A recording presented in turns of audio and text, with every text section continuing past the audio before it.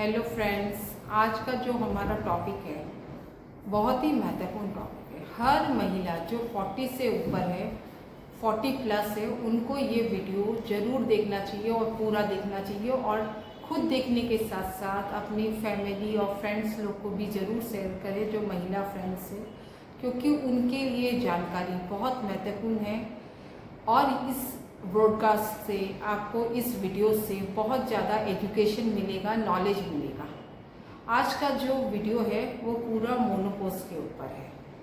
हम सब महिलाओं को मोनोपोज की दौर से गुजरना ही पड़ता है, इससे हम बच नहीं सकते।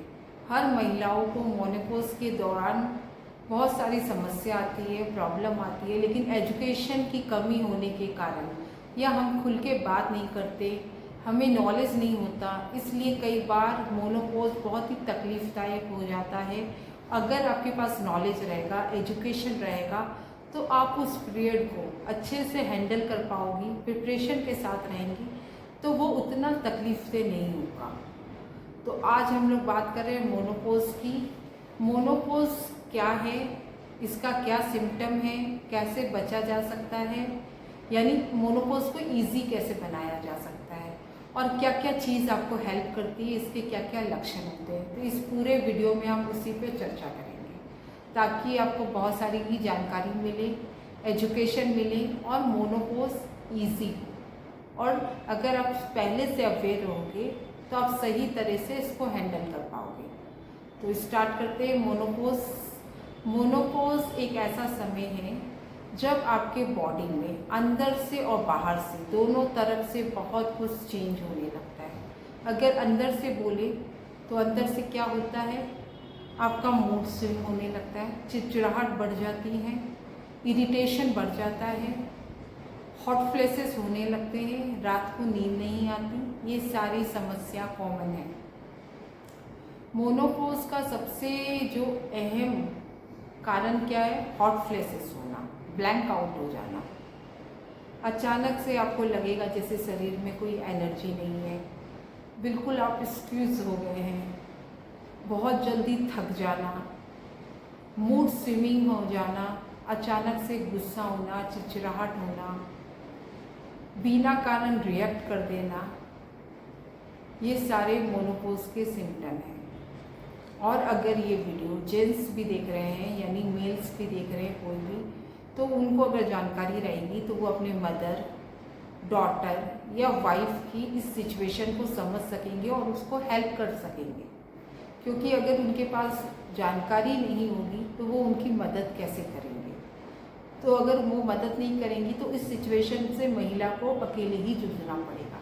लेकिन अगर अवेयरनेस रहेगा तो उनका जो मेल पार्टनर है वो इस सिचुएशन को समझेगा और उनको सपोर्ट करेगा, समझेगा कि वो ऐसे क्यों रिएक्ट कर रही है, क्यों मूड स्विंग हो रहा है, क्यों इतना चिड़चिड़ाहट कर रही है, या फिर क्यों इतना जल्दी गुस्सा आ जा रहा है, इतना जल्दी थक क्यों जा रही है। तो इस चीज़ की नॉलेज होना बहुत ज़रूरी है, क्योंकि अगर नॉलेज होगी तो उनको मेंटल सपोर्ट मिलेगा, तो ये फेस ज़्यादा ईजी हो जाएगा।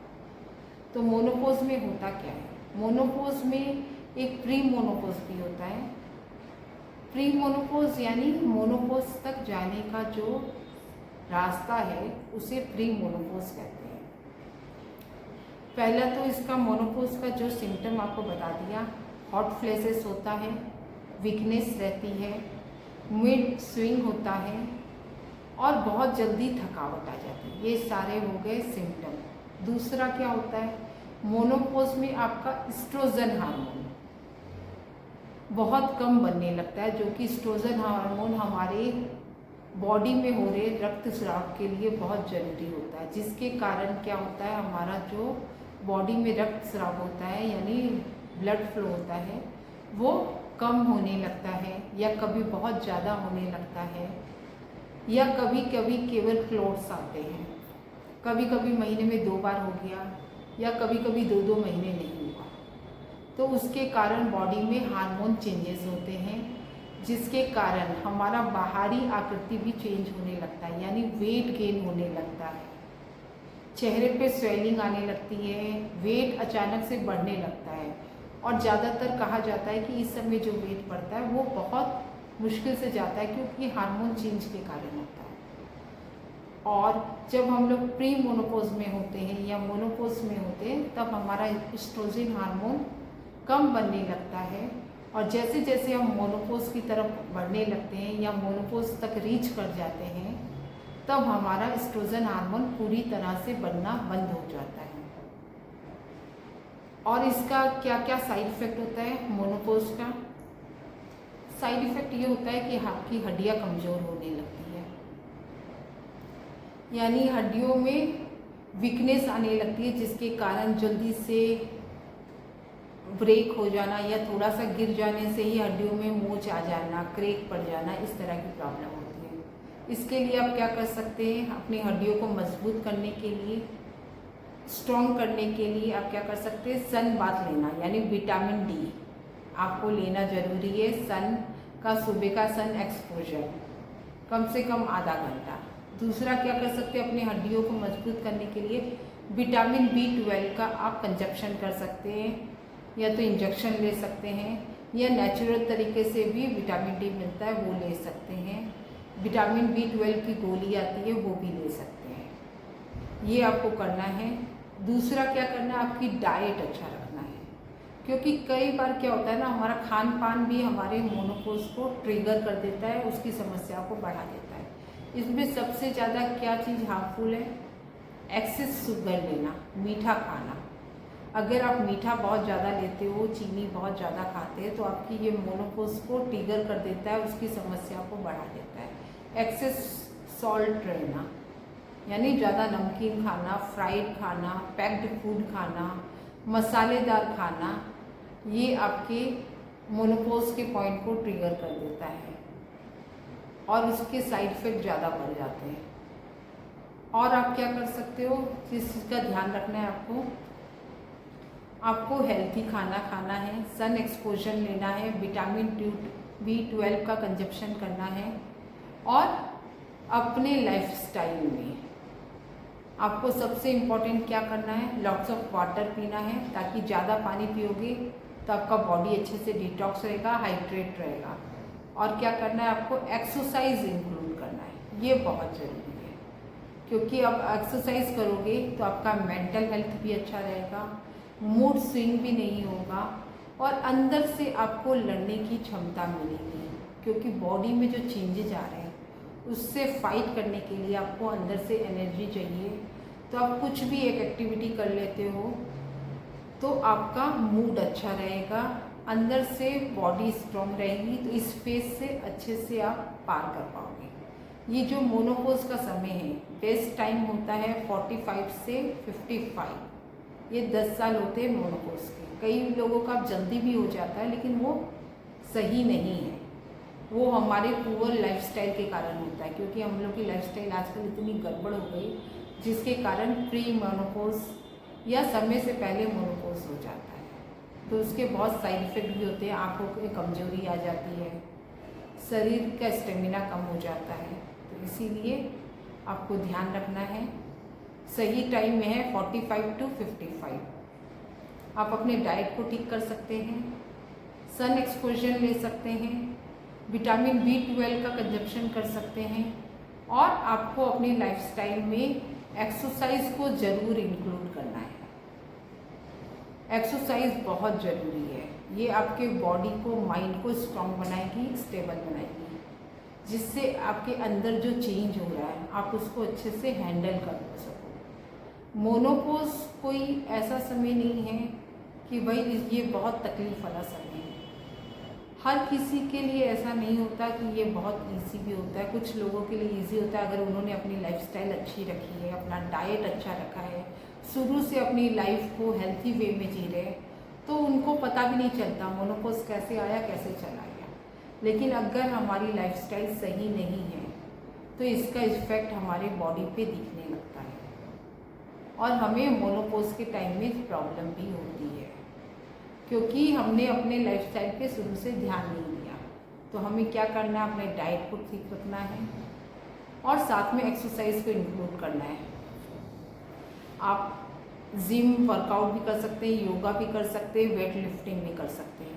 लेकिन अच्छा रहेगा अगर आप योगा से स्टार्ट करें। अगर आपने ज़्यादा एक्सरसाइज नहीं की है तो आप योगा से स्टार्ट कर सकते हैं, वेट लिफ्टिंग कर सकते हैं। क्योंकि इस समय में क्या होता है, आपकी एज भी बढ़ रही होती है, बॉडी में हार्मोन चेंज भी होता रहता है, तो आपके मसल्स वीक हो जाते हैं। तो अगर आप वेट लिफ्टिंग वाला हल्का हल्का वेट लेकर एक्सरसाइज करेंगे तो आपके मसल्स स्ट्रॉन्ग रहेंगे, स्टेमिना बढ़ा हुआ रहेगा, तो ये आपको सपोर्ट करेगा।